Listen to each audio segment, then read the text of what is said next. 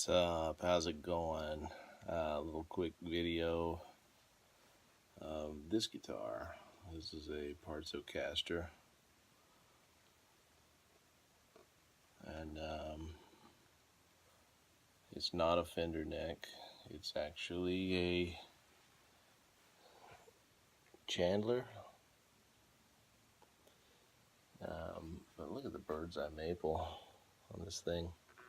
It's a raw neck. It used to have a finish on it, but I decided that I like the raw neck on this one.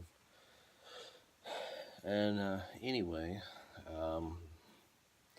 this was actually my dad's guitar. It originally started out as a blue 50s classic series Stratocaster.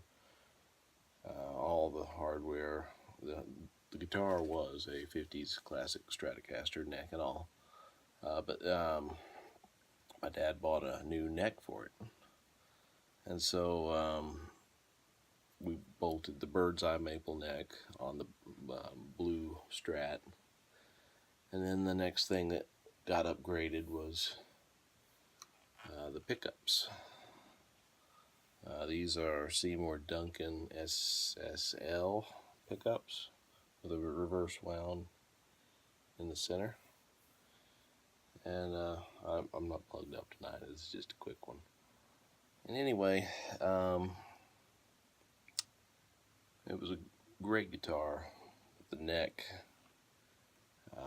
was really high in the pocket. I mean, like, really high. And it was basically a 59 slab board neck is what they were trying to model. You need a deeper pocket to make that work. And your typical Fender Strat bodies from Mexico, they don't do that. So anyway, long story short, it eventually got switched over to this body.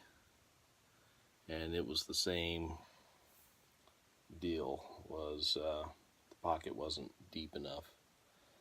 And so my friend that has done some work for me in the past, milling stuff out, he helped me mill the neck. I don't know if you can see this in the camera very well.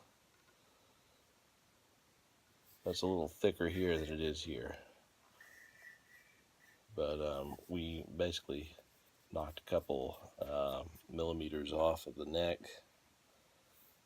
Sorry, I work in millimeters at my work, so yeah, we basically knocked it off so that the neck would fit lower in the pocket, and it's fantastic now. It's probably out of tune, but anyway, it's got like a 12-inch radius on the fretboard.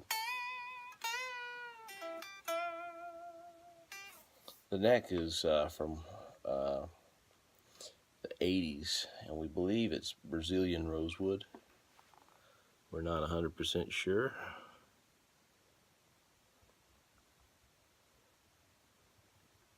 But I mean, there's like hardly any grain showing in this thing, and it is like glass. It is so smooth, it's amazing. And it has a bone nut. All my guitars end up with String Savers by Graphtech, and the reason I do that is, for one thing, they're supposedly going to save your strings from breaking, but I don't like the sound of the stamped metal saddles, and I also don't like the zinc saddles that used to be on the American standards. They're pot metal and they sound like junk. These are plastic. They have Teflon infused inside of them. They also have glass infused inside of them. They don't tell you that in the marketing of it, but the reason that the plastic ones sound so much better than the metal saddles is genuinely because they have glass filler inside of them. I know because I work for a molding company. I don't do music for a living. I'm just a hobbyist. I'm sure you figured that out by now. Anyway, that's basically the moral of the story is Partsocasters rule. You can get a lot of cool stuff.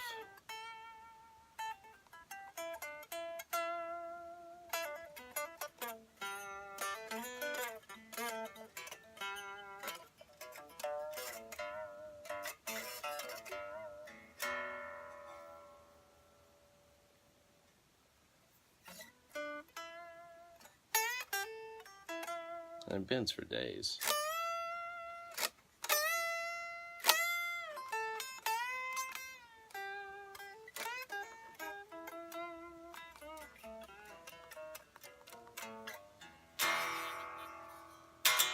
Again, I didn't tune this thing. I know.